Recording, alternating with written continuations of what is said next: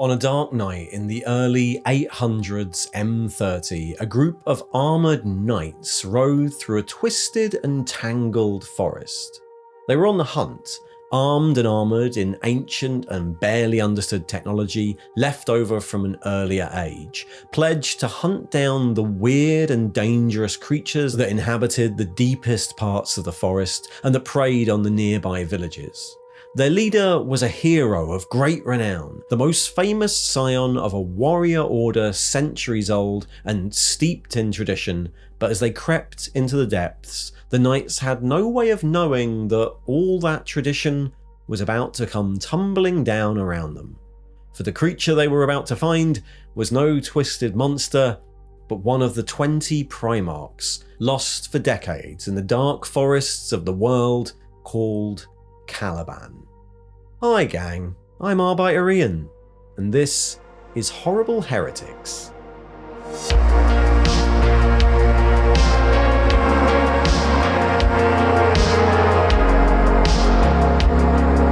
It feels appropriate to start this new series with the story of Lynn Elgonsen, the Primarch of the Dark Angels. JONSON was both a heroic commander, a master tactician, and an Imperial hero, and also a terrible, terrible person, which, if you haven't guessed, is going to be the theme of this series. Throughout his first lifetime, JONSON was fated as the first Primarch, a master tactician and leader, a crusading knight and monster hunter, and one of the best generals in the Imperium. And though he was never comfortable in the spotlight, he certainly thought he deserved those accolades. But unlike his legion, who really were the first, the Lion was found much later than a lot of his brothers, by which time the Imperium had already begun to grow, and his youth, spent mostly alone, had turned him into a taciturn, isolated, and often brutally cold figure. One who kept his comrades and the Imperium as a whole at arm's length, even though in secret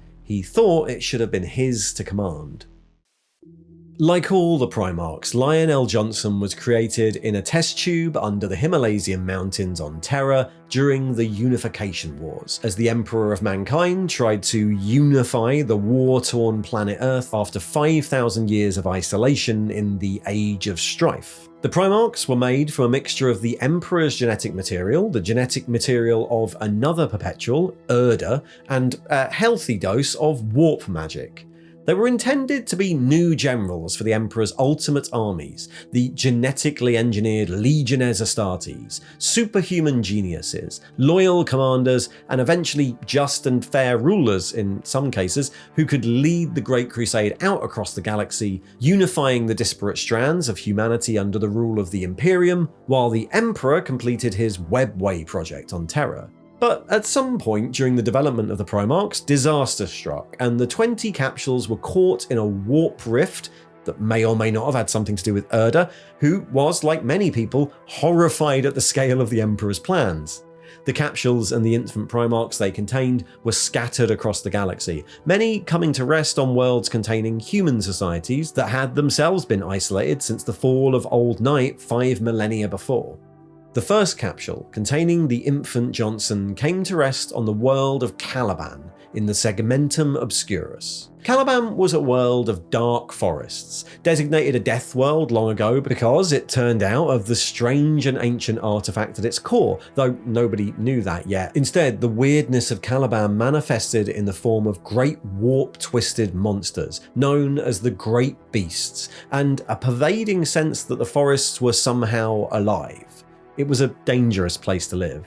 The human population of Caliban had adopted, in their isolation, a form of feudal system, ruled over by orders of knights that patrolled the forests near human settlements and tried to keep back the threat of the great beasts. Though largely a subsistence economy, certain technologies had survived the fall of Old Night, and the knights had access to very basic powered armor, pistols, and motorized chainswords, but existence was still a constant struggle in the face of the ever more dangerous monsters that lived in the forests. The capsule containing Jonson landed far from any human inhabitants, splitting open deep in the forest. Any regular human would have been killed in hours, but the infant Primarch survived. It's unknown exactly how long he was in there, because the lion was reluctant to talk about it, but it was there, under the canopy of the twisted trees, that he learned his first lessons: how to hunt the horrific beasts that shared the depths, how to stalk, how to stay silent and stay alive, to fight only when he needed to, and only when he knew he could win, to strike quickly and without mercy. At some point, nearby villages began to tell tales of this strange new beast in the shape of a man, of a forest spirit that fought the other beasts but always kept away from the settlements. No one knows how he survived so long, but he did, until eventually he was discovered by knights from an order known as the Order.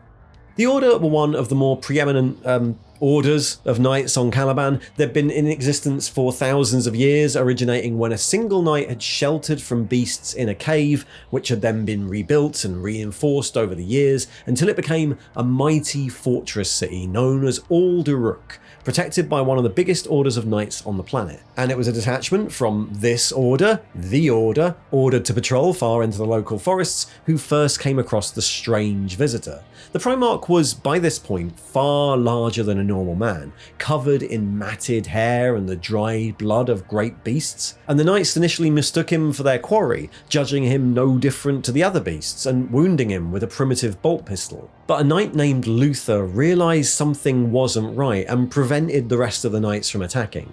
Slowly, he approached this new beast, cornered against a giant tree, and brushed the tangled hair from his face, realising that there were human features beneath. Eventually, they managed to convince this wild man to come with them, and the Primarch for the first time started to understand who he was and how the humans of this planet lived. Luther named him Lynn Elgonsen, which meant the lion, the son of the forest. The Caliban lion was one of the fiercest of their great beasts, and he took him back to Ald'Uruk.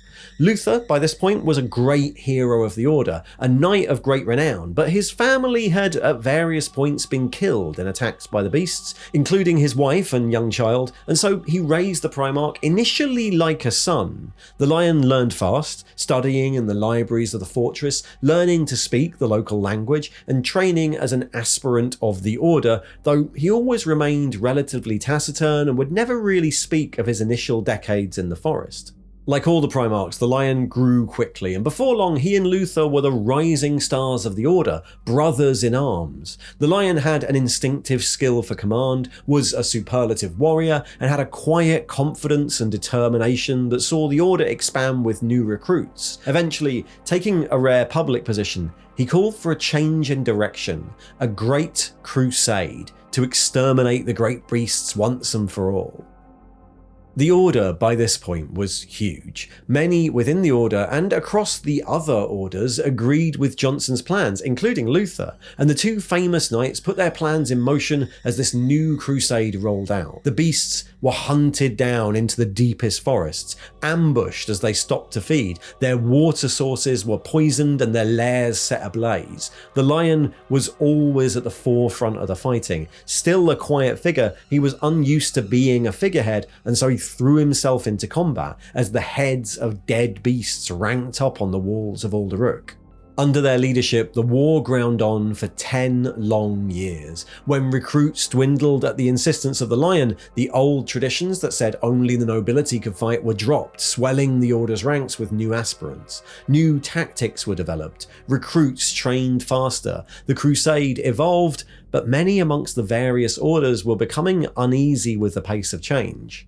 The Knights of Lupus held out against joining the crusade for fear that destroying the beasts would be destroying a part of Caliban, and others disliked that this crusade disrupted the ancient traditions of their people. But by this point, the crusade had consumed the Order and many of the other orders, and stopping it was unthinkable to Jonson.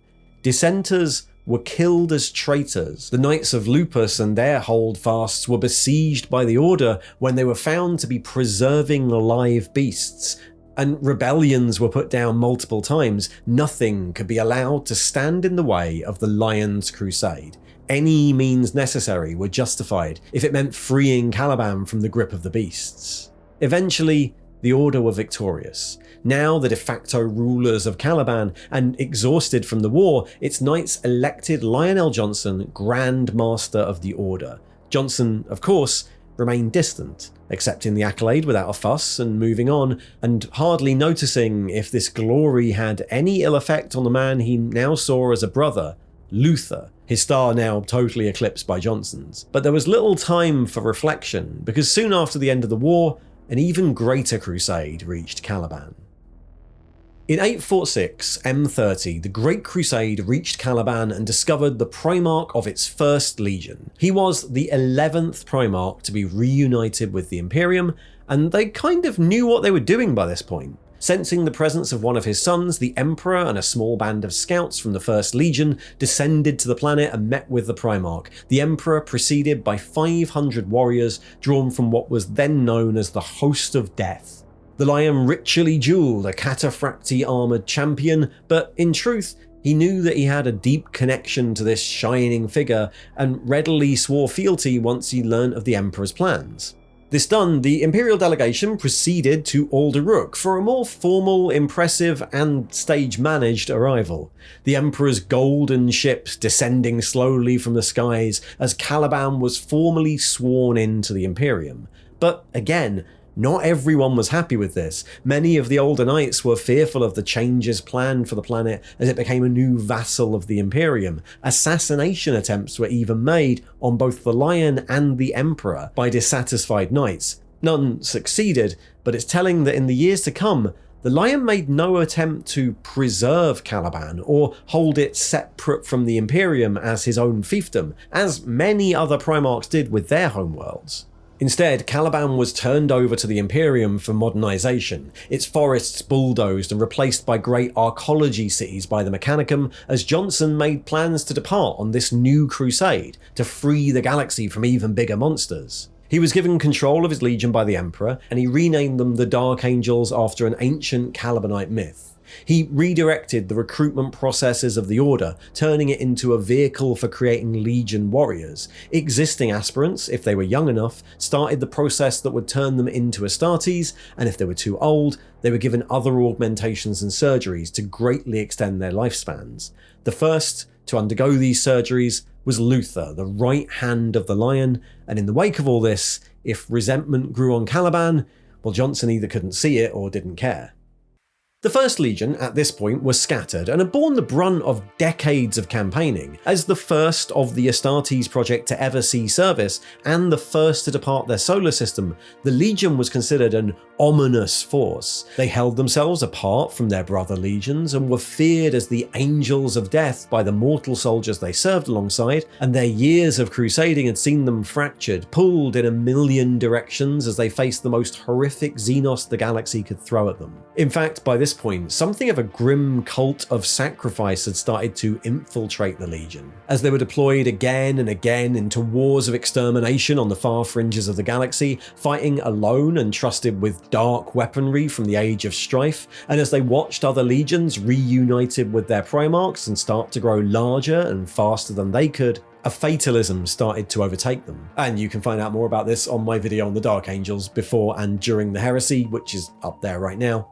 Anyway, the Lion burned through all this, reorganizing both the Legion and the Knights of Caliban in anticipation of the planet becoming the First Legion's main recruitment world. The Legion's ancient pre-unification system of hosts was reformed into the 6 wings of the Dark Angels and a host of smaller specialist formations, whereas the ancient knightly orders of Caliban were disbanded.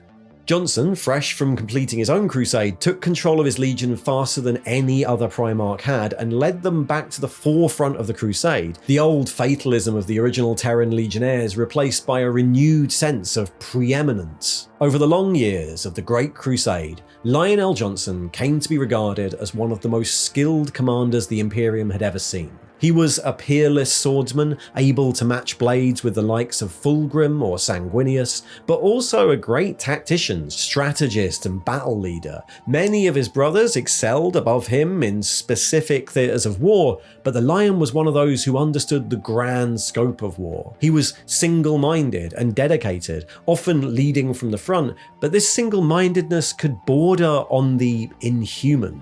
Despite being from a knightly background, he was unconcerned with notions of chivalry. The enemies of the Imperium, like the Great Beasts, were to be exterminated by any means necessary.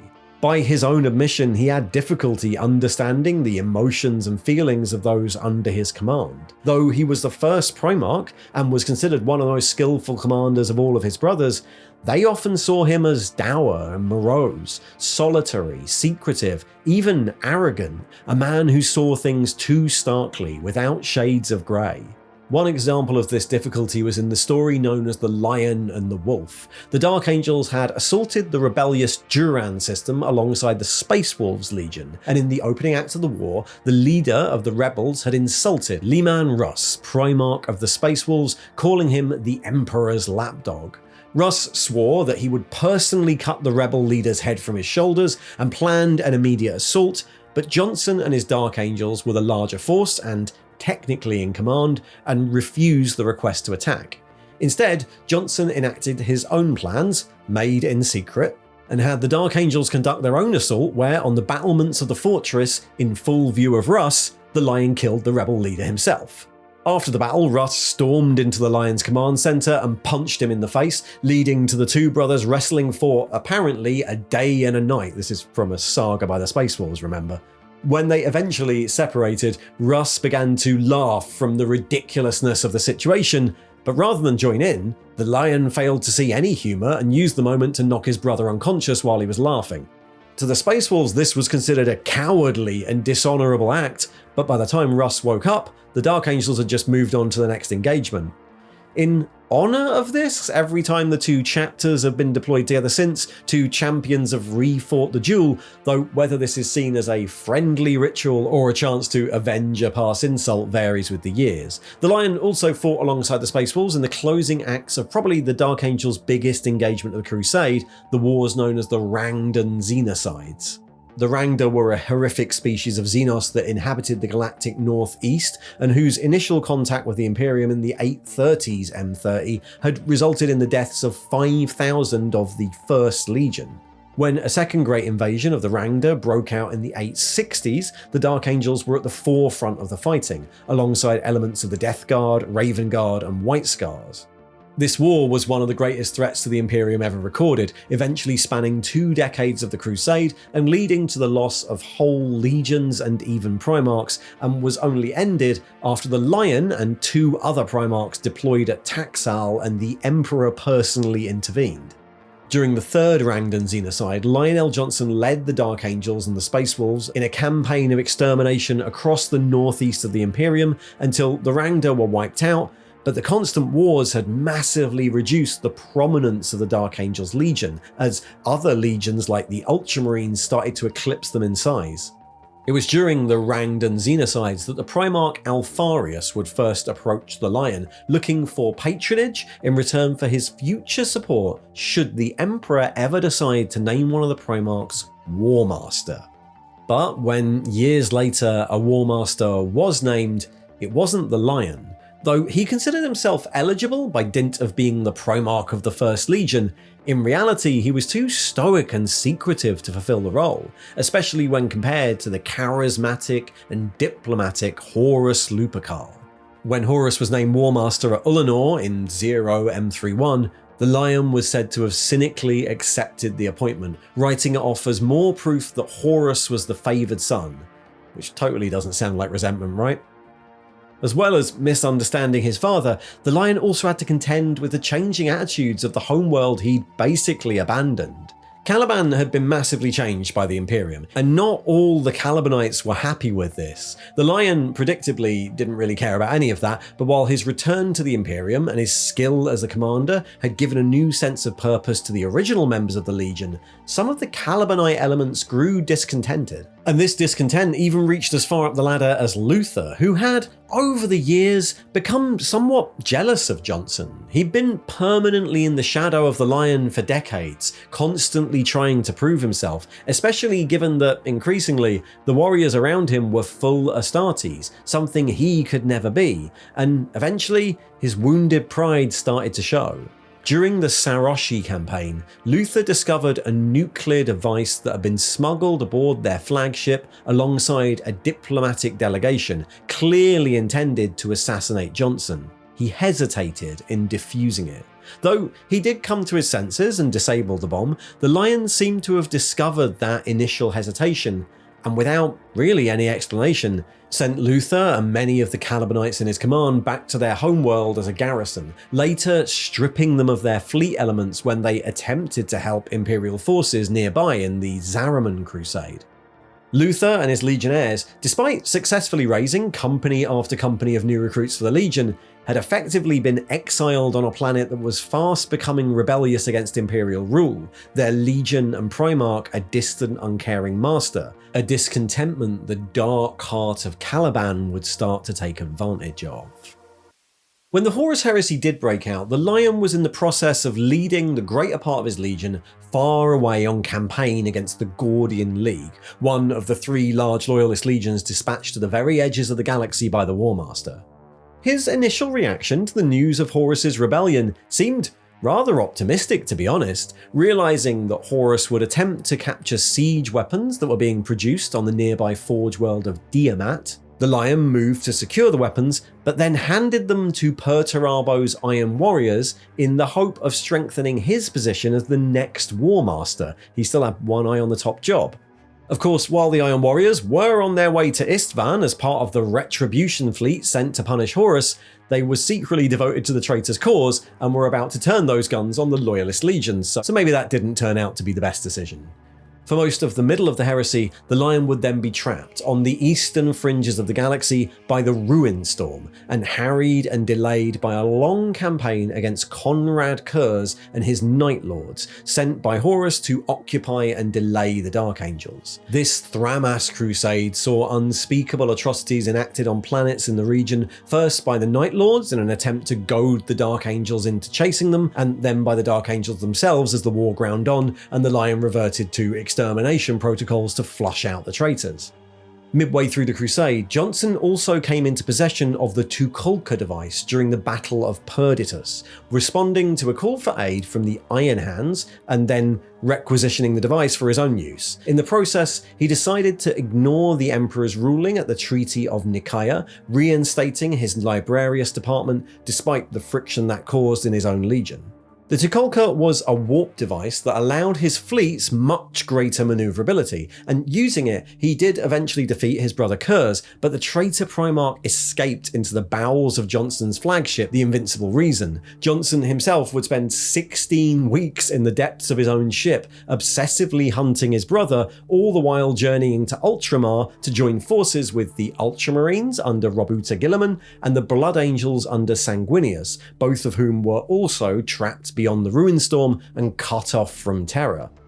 Without any knowledge of if Terra even still existed, he was then part of the short-lived Imperium Secundus project, an attempt by Guilliman to create a backup Imperium in case the first one had fallen. The Lion was named Lord Protector of Imperium Secundus, but, of course, kept silent about both the Tukulka device and the rogue traitor Primarch hiding out on his ship until, inevitably, Kurz escaped confinement and went on a rampage across the Ultramarines' homeworld of Macragge. JONSON, of course, wanted to use weapons of mass destruction to level parts of the planet in an attempt to drive his brother into the open, but was talked down by Guilliman and Sanguinius, opting to deploy his Dreadwing into the populace instead. Eventually, he did capture Kurz and return him to Sanguinius and Guilliman, but rather than allowing him to stand trial, the Lion attempted to execute him, which saw JONSON and his legion banished from Imperium Secundus. But before he could depart for a long overdue return to Caliban, it was Lynn Elgonsen who first realized that the Imperium still stood. Both Sanguinius and Kurz had suffered from premonitions, often of their own deaths, and the nature of those was such that, if true, the Emperor and Terra must still be standing.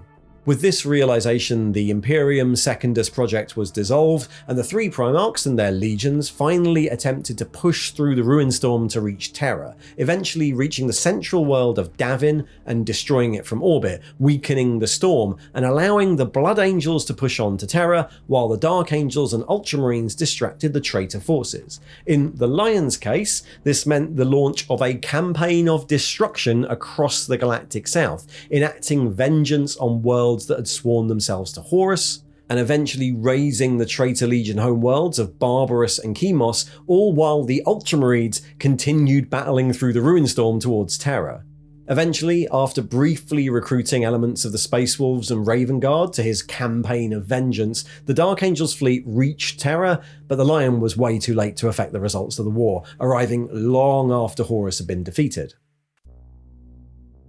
In the wake of the Heresy, the Lion finally returned to Caliban to rebuild his legion, but by then, the seeds of Luther's exile had grown deep, and many of Luther's Calibanites and the planet itself were allied against him. In the wake of the Heresy, and with large segments of the population resentful of the Imperium, Luther had declared Caliban independent, and when the Lion arrived in orbit, the planetary defences opened fire on the fleet.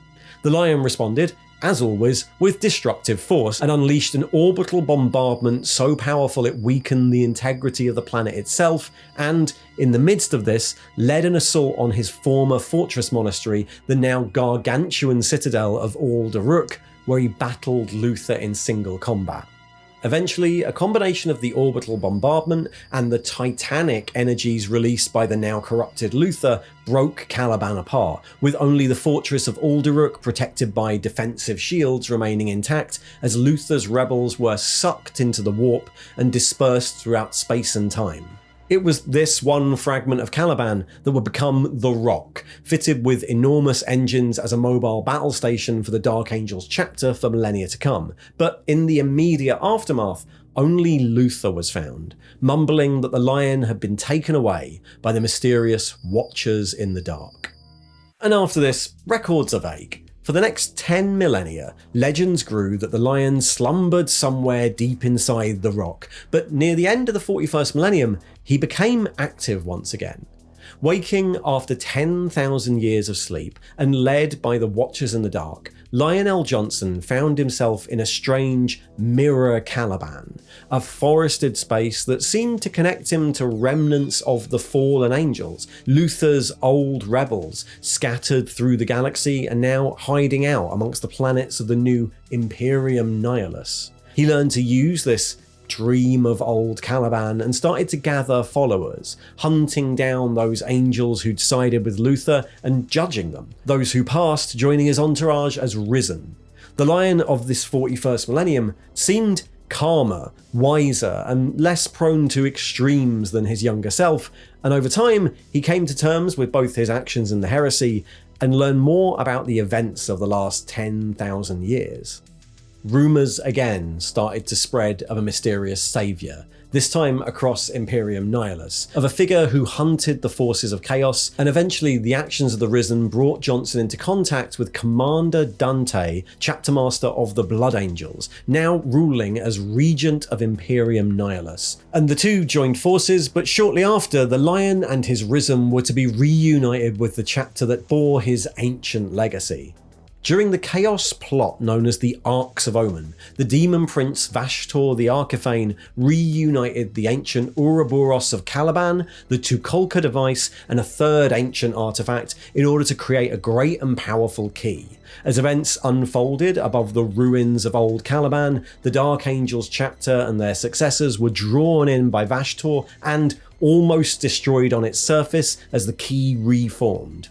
It was only the timely intervention of the Lion and his Risen battling his brother, the demon Primarch Angron, that saved Dante's life and allowed the Dark Angels to escape the planet's surface. And there we are. The Lion of the 41st millennium seems to be a very different person from the Lion of 10,000 years before. Then, his upbringing in the forest had made him solitary, unforgiving and extreme, so much so that he was quick to discard people and difficult to like, or even trust. His desire to come out on top, even to be the War Master, often led to bad decisions that would have terrible consequences, insults and slights he couldn't even see left to grow in the shadows. But 10,000 years of sleep seems to have granted him some perspective. His path has arguably been the exact opposite of the Dark Angels chapter. As they descended into isolationism and extremism, he seems to have woken with a broader view of the galaxy and far fewer expectations of his own role. But yet again, his reveal has automatically made him one of the most powerful figures in the Imperium, and we have yet to find out if he reacts to that quite as badly as he did the first time round. Thanks for watching.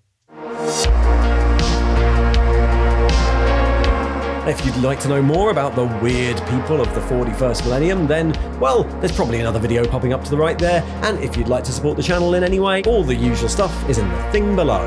See ya.